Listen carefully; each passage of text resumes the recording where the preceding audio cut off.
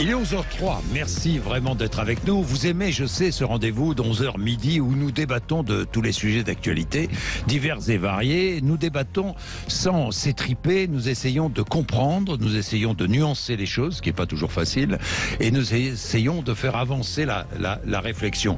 Et aussi, à travers vos témoignages, 0826 300 300. Nous allons parler ce matin de la délinquance des mineurs, avec une question que je pose, toute simple, l'enfermement des mineurs délinquants, est-ce la solution?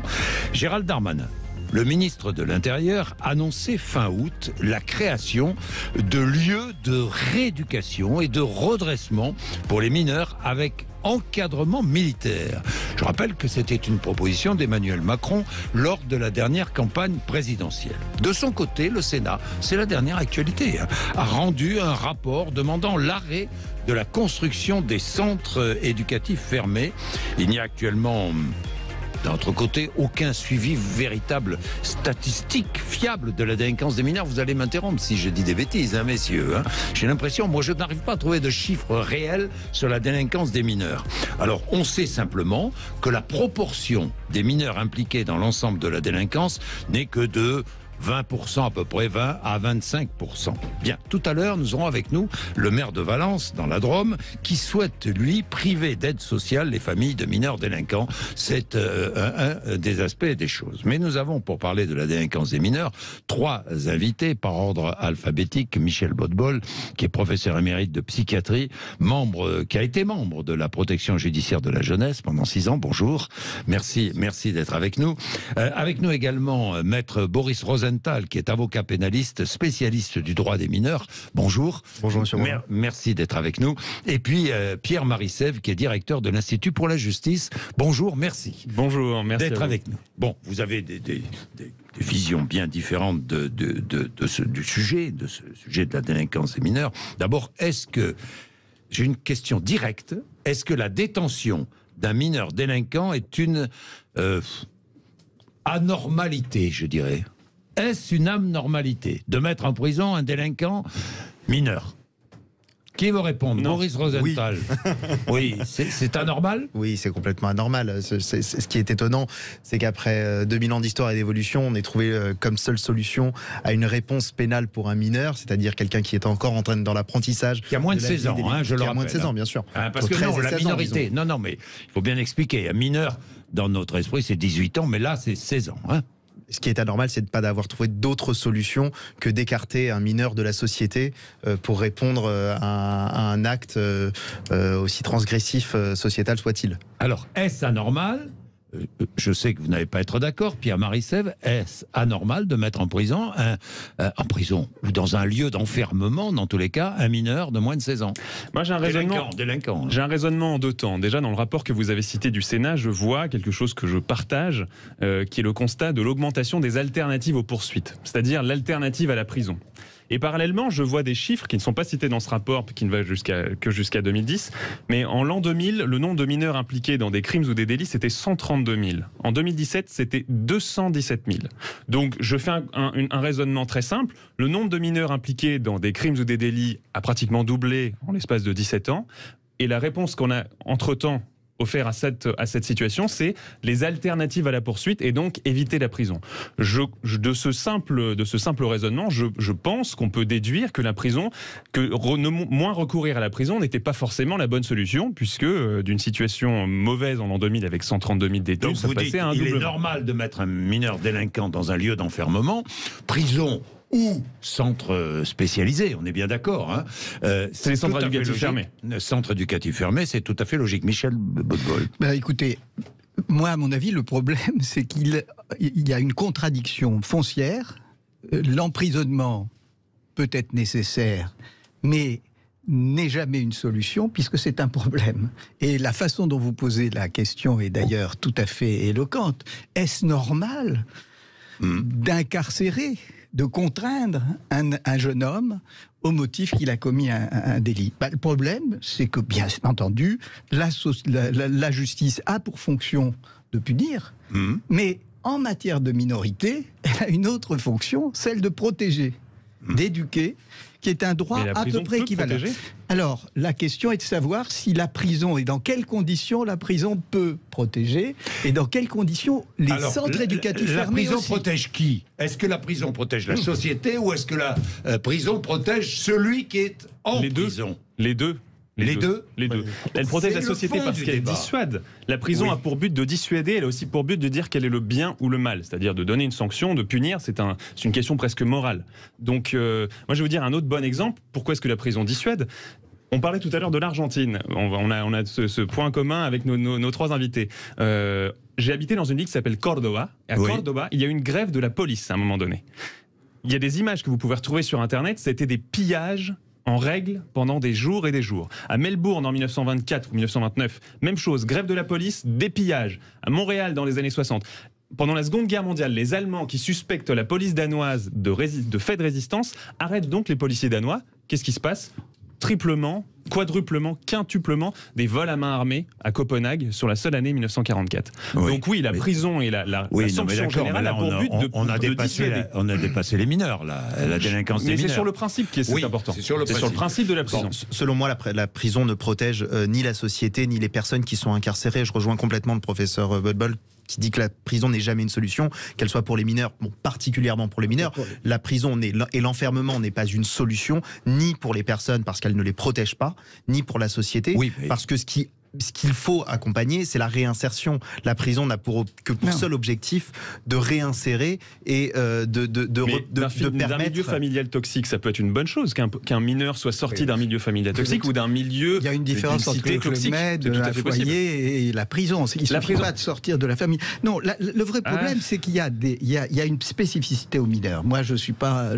Je pense que la justice, elle a trois fonctions, dont une, enfin, le triangle de la justice de Ricoeur, elle a une des fonctions, c'est de punir, et que c'est bien légitime. Et si on me demande si c'est normal de punir, moi je pense que c'est normal de punir. Donc c'est pas du tout en tant que citoyen que je parle, c'est en tant qu'éducateur. C'est-à-dire, moi ce que je sais, c'est que nous avons une fonction qui est un devoir au moins aussi grand que de punir les criminels, c'est de protéger et d'éduquer les mineurs. C'est ça qui fait que l'ordonnance de 45 se fonde tout entière sur cette priorité. Il faut que ça soit sous ce primat.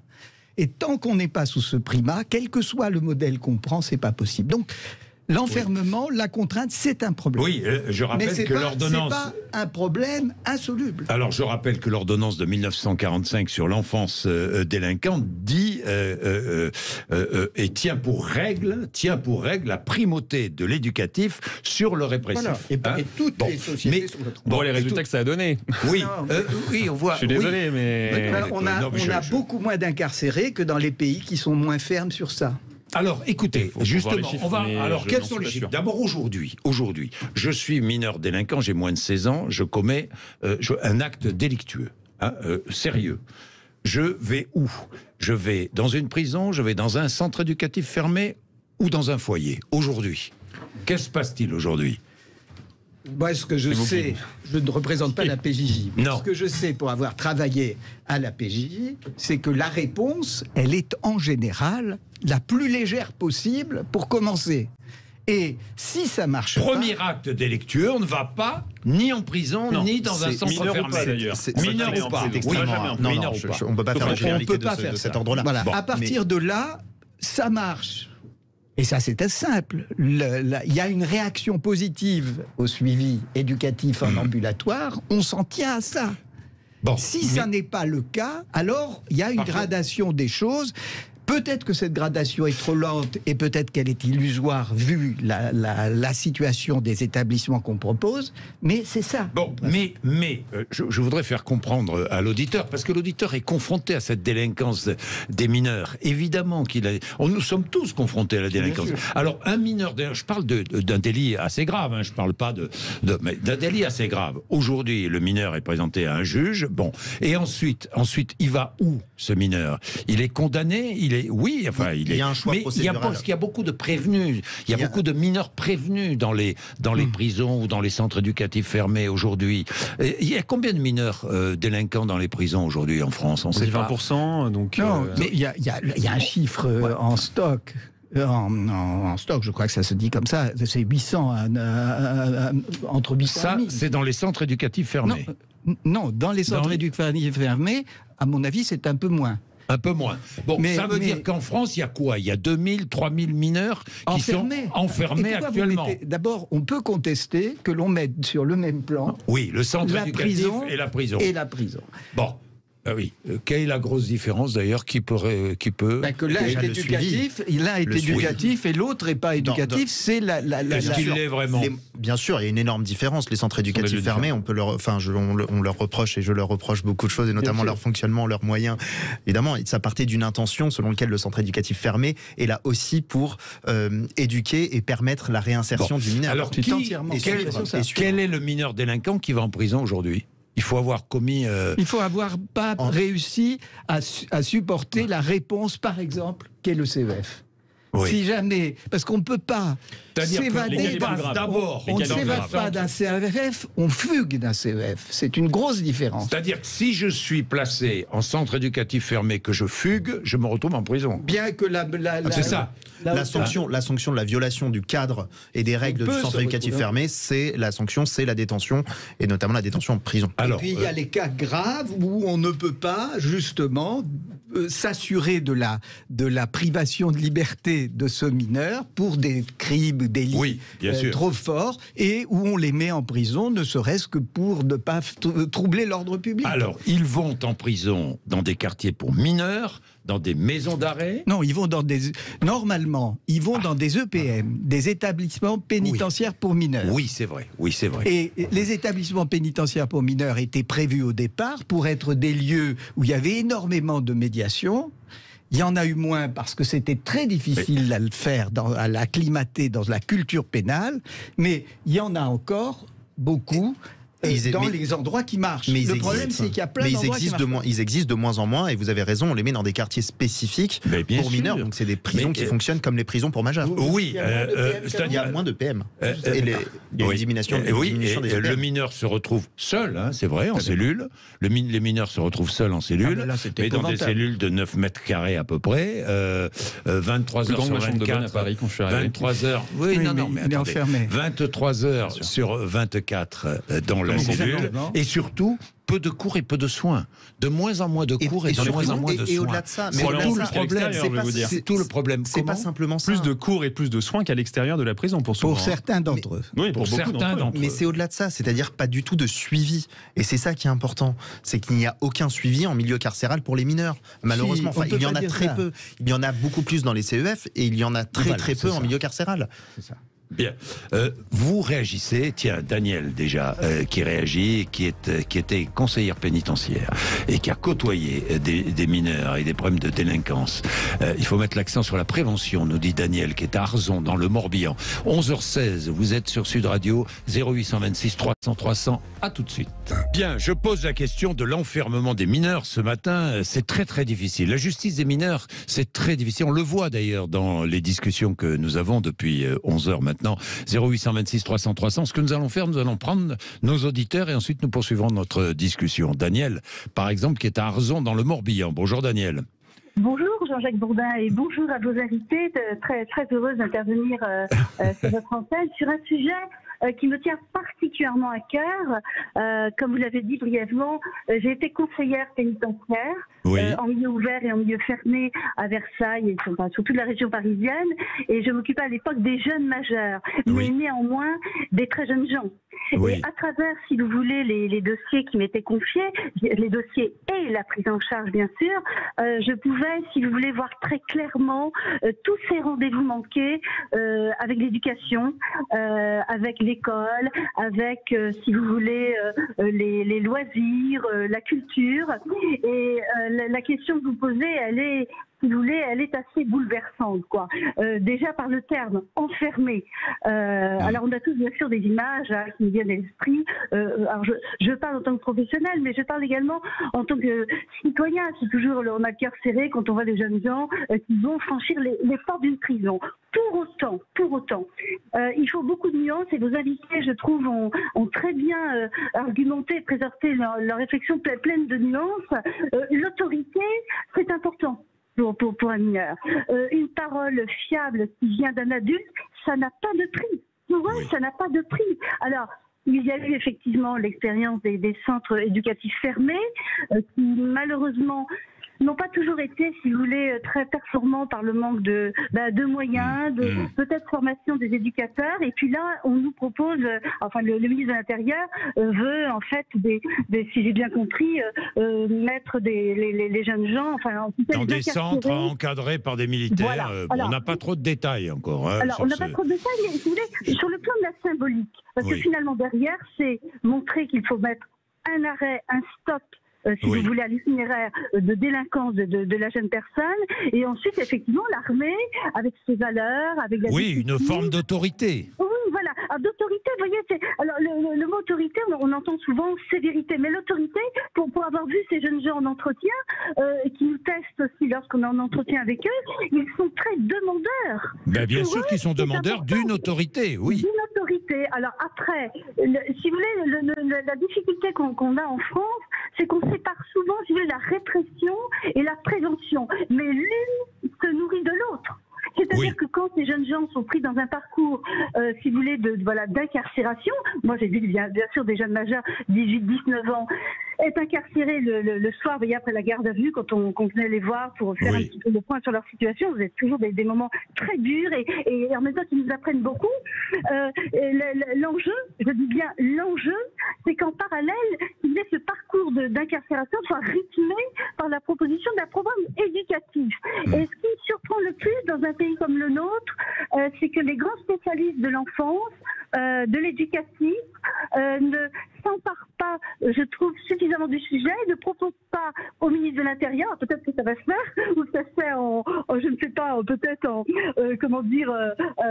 peut-être en parallèle, un programme qui convoque tous les spécialistes, qui prennent des professionnels aguerris, bien formés, parce que finalement, c'est quoi la délinquance? Que vous avez beaucoup parlé des mineurs délinquants, les actes de violence. Vous savez, c'est pas seulement des infractions dans le code pénal. La délinquance, c'est la maladie du lien. Alors, quand vous parlez de maladie du lien, vous pouvez réunir tout le monde. Les assistantes sociales, le monde médical, les sociologues, les conseillères pénitentiaires, vous comprenez? Les éducateurs. Parce que c'est important aussi pour les auditeurs aussi qu'ils sachent que derrière le mot délinquance, c'est pas seulement toutes les infractions de certaines qui sont évidemment très dures à entendre, surtout quand elles sont commises par des jeunes gens, mais c'est la maladie du lien. Alors évidemment, il faut faire un grand travail sur la relation à l'autre. Vous voyez? Bien, mais merci Daniel, merci pour votre réflexion, très intéressant. Hein. Daniel qui a une expérience de vie professionnelle. Hein. Elle a raison, vous êtes d'ailleurs assez d'accord. Mais vous n'êtes pas d'accord sur les solutions à proposer, hein, pas tout à fait d'accord. On va les voir. Attendez, avant d'aller aux solutions. Attendez. Moi, je voudrais revenir quand même sur la connaissance qu'on a de ces mineurs délinquants. Parce que je ne sais pas qui a prononcé cette phrase, mais vous savez mieux que moi. Si un enfant en danger peut être dangereux, un enfant dangereux est forcément un enfant en danger. Ah, je ne sais plus qui a prononcé cette phrase, qui est une phrase qui me paraît pleine de bon sens. C'est vrai que ces enfants délinquants, je parle vraiment des enfants qui ont 13, 14 ans, 12 ans, 13 ans, 14 ans, qui sont des délinquants, et parfois des délinquants graves. Ce sont des enfants qui n'ont pas eu d'enfance structurée, bien souvent, qui sortent de milieux sociaux difficiles. Pas toujours, mais qui n'ont pas eu d'autorité morale ni d'autorité parentale dans leur jeunesse. Est-ce qu'on les connaît vraiment ? C'est un peu le boulot de tout le système judiciaire de mineurs que d'obliger à ce qu'on les connaisse un peu plus. Puisque l'expertise, d'une part, mais surtout l'approche pluridisciplinaire qui est la règle, impose qu'il y ait de la psychologie. Mais par exemple, quand j'ai dit, il y a des tas d'enfants qui n'arriveraient jamais au pénal si on les avait mieux pris en charge petits. C'est vrai, ça ? Mais la défaillance des parents, c'est un sujet majeur, et justement. pas que des parents.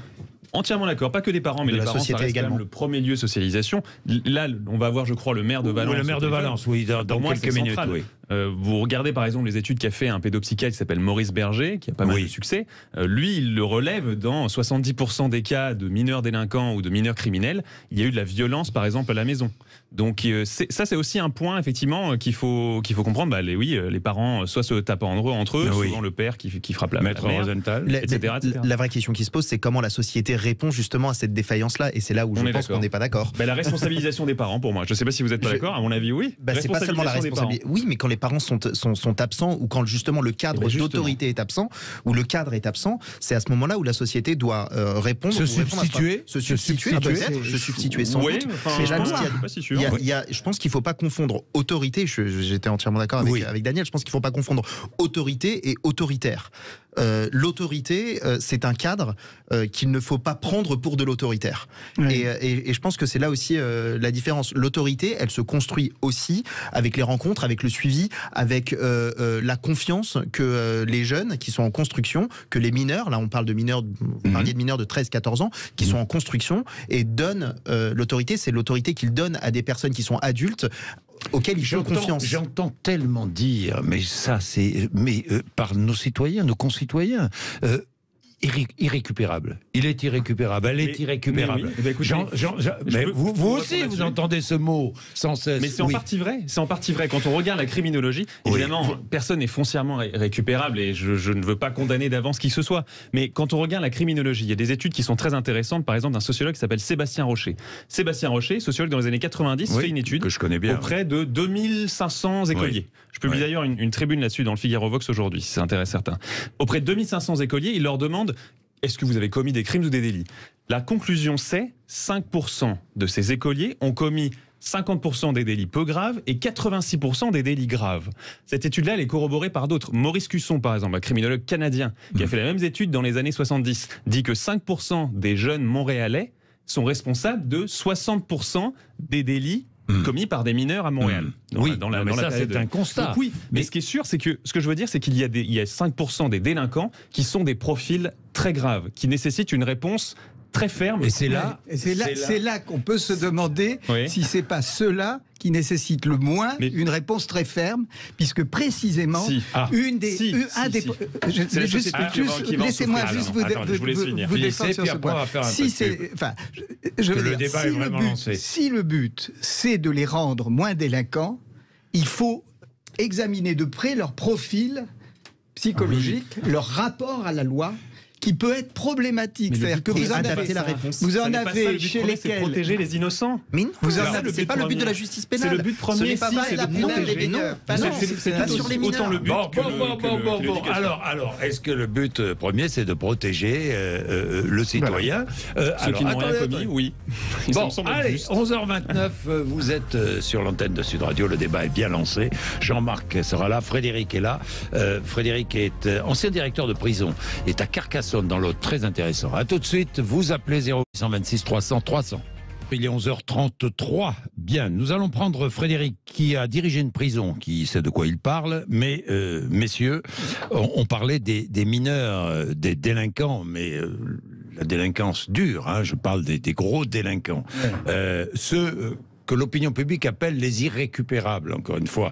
J'aime pas trop ce mot, mais bon, c'est le mot employé. Les irrécupérables. Bon, alors, vous êtes clair, hein, Pierre-Marie Sève, il faut les mettre en prison. Et les irrécupérables en prison. Il faut les mettre en prison. Et il n'y a rien à faire.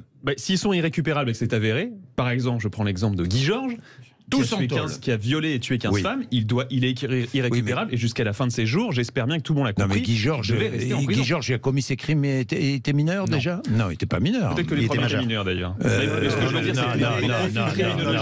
c'est des profils criminologiques. Mais je suis d'accord. Bon. Mais ce qui m'intéresse, c'est pas la cause, c'est l'innocent qui va subir l'agression. C'est pas la cause. Je veux juste vous montrer que ça ne prévient rien. Puisque Guy Georges, vous pouvez le condamner qu'après. Ce mot d'irrécupérable, ce mot d'irrécupérable, il est extrêmement inquiétant lorsqu'on parle de mineurs. Je veux dire, enfin, on s'adresse et on parle de l'avenir. On parle de l'avenir. Lisez Maurice Cusson, les plus gros criminels, c'est des 12-13 ans. Justement, plus leur comportement. Plus le délit est important, et je parle même pas de crime parce qu'on était sur les délits, mais plus le délit ou plus l'acte est transgressif de la société, et plus la réponse doit être adaptée, et plus on doit avoir connaissance de ferme, de ce pour moi. pourquoi, mais c'est pas une question de fermeté. C'est pas qu'une question de fermeté. C'est pas qu'une question de fermeté, c'est une question de réponse adaptée. On doit connaître la personne à laquelle on s'adresse pour pouvoir avoir la réponse qui est la plus adaptée et pour pouvoir faire en sorte que cette réponse, elle soit efficace dans le sens où l'acte ne se reproduise plus. Alors, centrée sur les auteurs, est-ce qu'on pas sait, sur les victimes. alors, est-ce qu'on sait, ces mineurs, c'est le principe de la justice pénale. Ces mineurs que l'on met en enfermement, prison ou centre éducatif fermé, est-ce qu'on sait les résultats? Est-ce qu'on connaît les résultats? Est-ce qu'on sait si cette période de privation de liberté a été utile ou pas utile? Est-ce que dans sa construction de vie future, est-ce que ce mineur délinquant a plus de chances s'il a été sanctionné durement que s'il a été accompagné? Est-ce qu'on sait ça? La problématique qu'on a autour de ces statistiques, c'est que les mineurs sont beaucoup plus difficiles à suivre que les majeurs, premièrement. Oui. C'est pour ça qu'il faut mettre en place un suivi, j'ai envie de dire, unipersonnel, que ce soit toujours les mêmes éducateurs qui le suivent, toujours les mêmes psychiatres et de la PJ qui les suivent, toujours les mêmes aussi avocats parce qu'ils peuvent suivre l'évolution. Donc c'est ça qui rendrait peut-être plus simple le suivi de ces mineurs-là. Ensuite, sur les statistiques qu'on a, c'est vraiment du 50-50. 50% des mineurs qui sont placés dans des retrouve CEF pour reprendre des expressions, le droit chemin. Pour reprendre des expressions. Ou alors, ou si on regarde le verre à moitié vide, peuvent être en état de récidive. Ou en état de récidive. Ça veut dire que 50% des jeunes, des mineurs qui commettent une infraction et qui sont placés en CEF, donc, est-ce que c'est un résultat positif ou pas? Non. Pour vous, non. Mitigé. C'est mitigé. Et pour vous? Bah écoute, moi, à la différence de beaucoup de gens dans le milieu judiciaire, moi je ne centre pas mon analyse sur la réinsertion, l'éducation, la trajectoire et le destin des criminels ou des délinquants. Pour moi, ce qui est le plus important, c'est de protéger les gens qui n'ont rien demandé, qui se font voler, cambrioler, violer, tuer. Donc pour moi, c'est centré sur les victimes. Donc la seule statistique qui m'intéresse, c'est la diminution de la criminalité, c'est tout.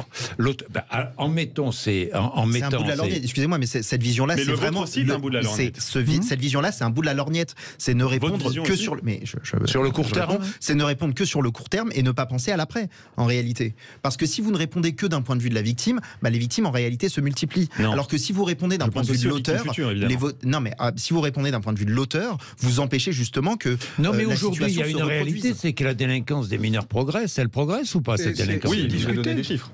C'est extrêmement difficile. C'est discuté, mais je pense comme vous qu'elle augmente. Oui, elle augmente. Je pense comme vous, mais c'est à vue de nez, parce que toutes les études je disais, il n'y a pas beaucoup de statistiques sont des études qui sont critiquables méthodologiquement. Je vais vous en donner. La délinquance des mineurs, je vous ai dit, elle est plus nombreuse. Je vous ai dit doublement du nombre de mineurs mis en cause. Mis en cause. Mais c'est déjà pas mal. C'est quand même un bon indice quand c'est un doublement. Méthodologiquement, c'est pas bon. Donc elle est plus mise en œuvre par le ministère public, qui est de plus en plus importante. Elle est également plus grave. Le nombre de tentatives d'homicide entre 2000 et 2017 s'est augmenté de 144% par des mineurs. Le nombre de coups et blessures volontaires, 124%. Le nombre de viols, 279%. Augmentation en 17 ans.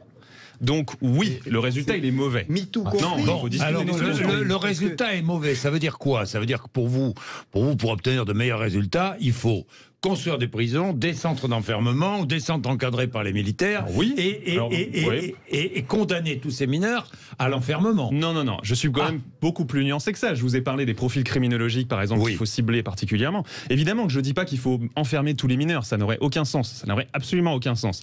L'idée d'enfermer le mineur dès le premier acte délinquant sérieux, pour vous, ça n'a aucun sens. Non, je dis ça parce que c'est une idée qui court. Oui. Moi, ce que je veux dire, c'est qu'il faut graduer la réponse, ce qui est le cas. Mais je pense que l'enfermement peut être une solution si c'est des enfermements très courts, par exemple. Les Pays-Bas, ils ont fait une expérience très intéressante. Les Pays-Bas ont modifié leur structure de peine. C'est-à-dire qu'avant, ils punissaient comme la France, c'est-à-dire très peu, mais pour des très longues périodes. Ils ont décidé de punir très souvent, mais pour des très courtes périodes.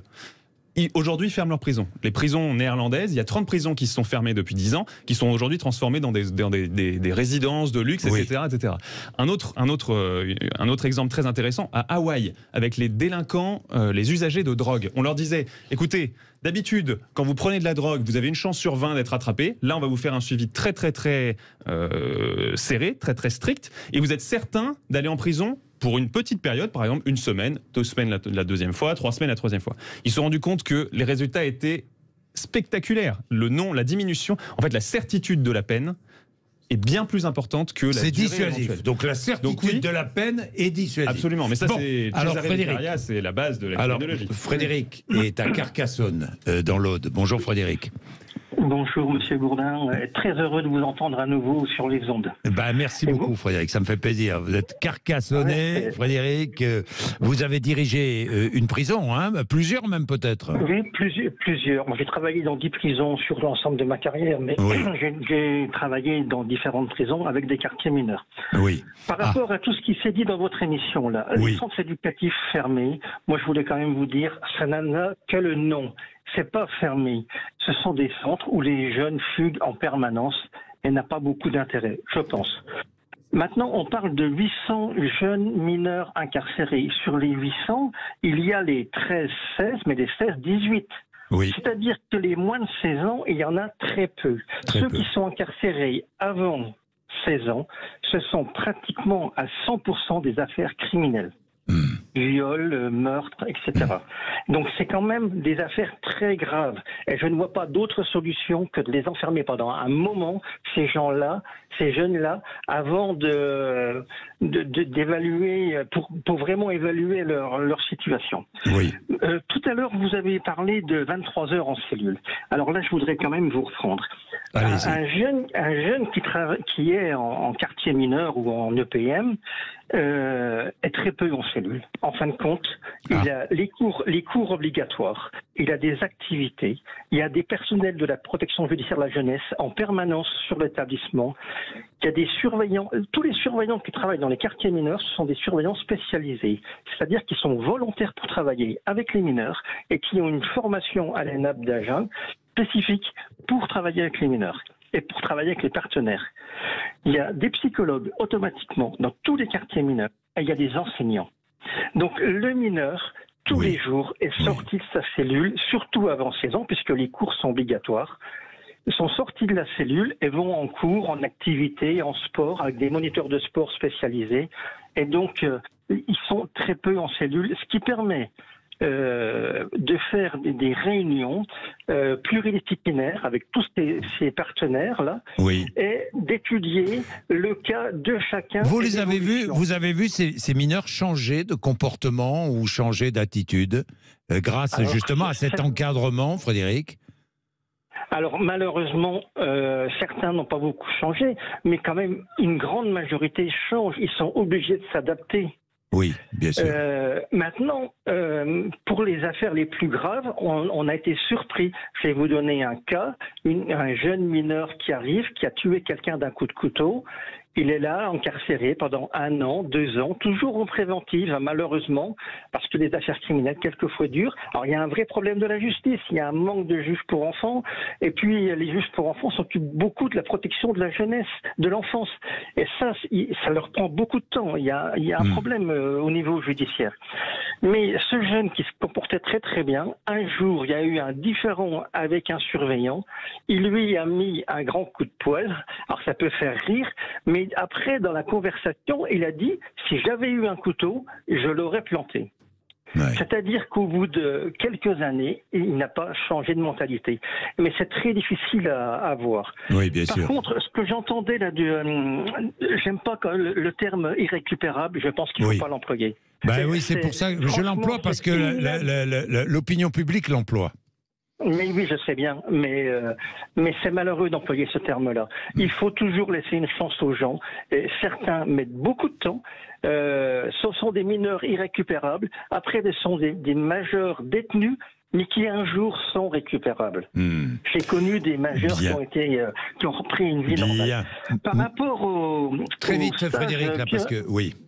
Oui, vite fait. Par rapport aux stages avec les militaires, ça existait avant 2000. Il y avait les stages JET, c'était sur le volontariat du mineur. C'était très intéressant, il n'y avait que des bons retours. Et je suis vraiment pour... vous êtes pour cette solution. Merci Frédéric, nous en parlerons dès que... on va inviter le ministre de l'Intérieur pour qu'il précise les choses. 11h44, je vais prendre Nicolas d'Aragon, qui est à Valence, le maire d'ailleurs de Valence. Nicolas d'Aragon, bonjour. Bonjour. Alors, cette justice des mineurs, vous dites moi, j'y suis confronté, hein, comme tout comme tout élu aujourd'hui d'une commune importante, vous y êtes confronté et vous avez décidé, je sais que ça a fait grand débat, de couper les aides sociales aux familles des mineurs délinquants. Hein, Nicolas d'Aragon? Tout à fait. En vérité, le maire, il a une part de responsabilité dans le continuum de sécurité, c'est la tranquillité publique. Et donc, nous, on intervient sur d'autres types de faits, évidemment, c'est-à-dire avant que la justice s'en saisisse, puisqu'on ne peut pas se saisir d'un sujet dont la justice est saisie. Oui. Donc, par exemple, les jeunes qui troublent la tranquillité publique en squattant des halls d'immeubles, en faisant des rodéos motos, ou qui participent à des violences urbaines, et qu'on identifie que la justice ne sanctionne pas, on peut leur proposer un accompagnement éducatif, et quand les familles se moquent de nous et refusent d'accompagnement éducatif en sachant que leurs enfants sont confrontés à cette délinquance et récidivistes, qu'ils perturbent donc la vie de 99% d'un quartier qui aspire à la tranquillité, dans ce cas-là, on prend des mesures, évidemment, pour supprimer les aides facultatives qui sont versées par la ville, mais aussi des mesures à l'encontre de la famille, en mettant en demeure la famille pour un usage abusif du bail, par exemple, et donc en procédant à des expulsions qui sont longues, des expulsions judiciaires, mais auxquelles on aboutit régulièrement. Mais, Nicolas d'Aragon, certains vous rétorquent, oui, très bien, des sanctions contre la famille, vous sanctionnez aussi les frères et sœurs. Par exemple, on sanctionne essentiellement. Alors, ceux qui ont la responsabilité du logement, ceux qui perçoivent les chèques d'aide sociale, ce sont les parents. Oui. Moi, je m'adresse aux parents. Ça veut dire que quand un oui, mais un frère ou une sœur qui fait du sport ou qui va, je ne sais pas, qui bénéficie d'aide de la mairie pour la culture ou le sport, est pénalisé. Ce sont ces parents qui sont pénalisés. Quand je verse une aide, j'adresse le chèque aux parents, je ne l'adresse pas aux enfants. Ça veut dire que des parents qui ne veulent pas accompagner qui ne veulent pas assumer l'accompagnement éducatif que nous prenons en charge et que nous leur proposons, eh bien, ils assument les dépenses de leur foyer, notamment pour les loisirs des jeunes qui perturbent la tranquillité de 99% des habitants du quartier. On a droit aussi à la sécurité et à la tranquillité, autant qu'on peut avoir droit à des aides sociales. Donc, ces parents-là, ils doivent assumer l'éducation de leurs enfants. On va faire juste une petite pub. Vous allez interpeller Nicolas. Une toute petite question. Alors allez-y. Oui, bonjour Monsieur le maire, Boris Rosenthal, je suis avocat à Paris. Vous avez la possibilité également de signaler soit au procureur, soit directement au juge au juge des enfants, soit aux personnes qui suivent ces familles ce genre de comportement pour que des mesures soient prises et des mesures judiciaires soient prises. Sûr, mais là on est dans le ressort d'actes, on va dire, pour lesquels la justice a un peu moins le temps de s'occuper, ou en tout cas les délais sont extrêmement longs, ce qui signifie que moi, quand j'ai un jeune qui commet ce type d'acte, il est convoqué par le Conseil des droits et des devoirs des familles qui se réunit très rapidement, on propose à ses parents un accompagnement éducatif, on prend 1500 jeunes en charge par notre service de prévention spécialisé, dont 250 en suivi individualisé. Quand les parents acceptent l'accompagnement éducatif, tout va bien. Quand ils ne comprennent pas, on leur explique, parce qu'on a parfois affaire à des familles qui ne comprennent pas les dispositifs qu'on leur propose. Mais quand ils se moquent de nous, ça veut dire qu'ils nous expliquent que leurs chérubins sont des enfants merveilleux et que par ailleurs ils nous demandent des aides et que par ailleurs ils sont logés dans le patrimoine social de la ville, que la justice ne s'intéresse pas à ce type d'actes parce que ce sont des actes globalement mineurs mais qui troublent la tranquillité de très nombreux habitants, eh bien là, on prend des mesures de suspension des aides qui sont versées aux familles pour ces jeunes, et de même qu'on les met en demeure d'utiliser leur habitation de façon normale. Et puis on va jusqu'au bout de la procédure. Il y a eu depuis 2014 136 familles qui ont quitté leur logement dans le patrimoine social du fait de ces mises en demeure à la suite d'actes de troubles à la tranquillité publique. Merci Nicolas d'Aragon. Merci de nous donner votre exemple, l'exemple de la ville de Valence. Il est 11h48, nous allons terminer avec les solutions. Quelles solutions là vous divergez, évidemment, pour répondre à cette délinquance des mineurs. Je parle de délinquance grave des mineurs, encore une fois. 11h49, vous êtes sur Sud Radio. À tout de suite. 0826 300 300 pour intervenir. Le temps passe vite avec vous, 0826 300 300. Je regardais ce chiffre, plus de 50% des mineurs condamnés sont en état de récidive après leur majorité. Alors, quelles sont les solutions face à la délinquance? Alors, quelles sont les solutions? Alors, rapidement, moi, je ne dis pas... On commence avec Pierre Marissève. Je ne dis pas que la sanction est la seule solution. Moi, je dis qu'il y a trois sortes de justice. Il y a la justice répressive, il y a la justice équilibrée, Et à l'autre bout du spectre, il y a la justice laxiste. Aujourd'hui, à beaucoup de points de vue, je considère que nous sommes dans une justice laxiste, et je m'explique. Quelle solution? Là, vous le constatez. Vous faites un constat. À vos yeux, la justice est laxiste. Mais quelle solution? Face à une justice laxiste, la solution, c'est plus de sanctions. Qui ne veut pas dire de la sanction. Ça veut dire quoi, plus de sanctions? Pour les, là, on est les mineurs, délinquants. Restons avec les mineurs. Ce qu'a dit le maire de Valence, des sanctions contre les parents, c'est une manière de responsabiliser les parents. Pour moi, c'est une sanction qui a complètement qui tombe sous le sens même. Bon. Et qu'est-ce qu'il y a comme autre sanction? L'enfermement, justement. L'enfermement est une sanction, peut être une sanction tout à fait adaptée à la situation du délinquant et à la situation du dommage qu'il a créé. Je vous en ai parlé. Les peines courtes, pour moi, c'est une sanction qui devrait tout à fait être mise en place. C'est aussi du bon sens. Il y a plein d'exemples à l'international qui prouvent que les peines courtes, mais certaines, donc, une sanction plus rapide avec une peine plus courte. Certitude. Exactement, avec surtout la certitude de la peine, c'est le point central. La certitude de la peine. Et ça, c'est une base du droit pénal. Alors, maître Boris Rosenthal, quelle solution? Je vous remercie. La justice des mineurs, pour moi, c'est la justice qui est la plus compliquée, parce qu'on juge l'avenir. Quand on juge l'avenir, on doit prendre des décisions qui sont assez importantes. Quand j'entends il n'y a pas d'autre solution que l'enfermement, il n'y a pas d'autre solution que la coupure d'aide, pour moi, on est dans un défaitisme sociétal qui est absolu, et il faut faire très attention à ça. On parle à l'avenir, on lui apprend quelque chose, on lui, de la même manière que quand on éduque un enfant, à la première incartade, à la première fois où il approche sa main de la prise électrique, on ne va pas l'enfermer dans sa chambre. De la même manière, un jeune qui commet une infraction, on ne va pas l'enfermer immédiatement. Portionné. Pour moi, il y a des solutions, et la solution, c'est l'accompagnement. La solution, c'est le suivi. La solution, c'est mettre des moyens humains, des moyens financiers. Parce qu'encore une fois, on parle de l'avenir. On ne peut pas être dans le défaitisme de dire on baisse les bras, de toute façon, on ne peut que les enfermer. Maître Boutbol. Pas maître, mais... maître, oui, pardon. Vous êtes professeur émérite, mais vous êtes maître dans votre genre. Vous êtes professeur émérite de psychiatrie. Oui. Me fait plaisir à entendre, parce que ça fait longtemps que je ne l'ai pas entendu. Donc, non, bon, mais en gros, quand même, quelque chose... Il me semble qu'il faut être plus modéré dans les réponses et dans le système. Je crois qu'il y a en effet des cas où... Daniel parlait tout à l'heure, la dame que vous avez interrogée tout à l'heure, elle parlait d'occasions manquées. Eh bien, dans nos histoires... de jeunes, il y a des occasions manquées où un peu d'autorité et de sanctions auraient pu réussir. Ça, c'est sûr que ça existe. Mais est-ce que l'idée... Mais ça n'existe, ça n'est pas la règle générale, et c'est les plus difficiles, ce sont ceux chez lesquels ce type de réponse ne marche pas. Mais Michel Boutbol, je vous pose des questions, réponse très courte tous les trois. L'idée du ministre de l'Intérieur de créer, en fait, de nouveaux centres encadrés par l'armée, c'est une bonne ou une mauvaise idée? Si c'est sur le volontariat, on vient d'essayer pour la radicalisation, ça n'a pas marché. Bon. C'est une bonne idée, maître Rosenthal? C'est une mauvaise idée. On est toujours vers le plus répressif, alors qu'on doit être vers le plus accompagnant. C'est une bonne idée? Un lieu dans lequel il y a encore plus d'autorité, vu le manque criant d'autorité dans les établissements en général, oui, ça me semble plutôt une bonne idée. On va voir si ça sera mis en place. Merci, messieurs, d'être venus nous voir ce matin. 0826 300 300, vous êtes sur Sud Radio. Il est 11h56 déjà, ça passe vite. Merci.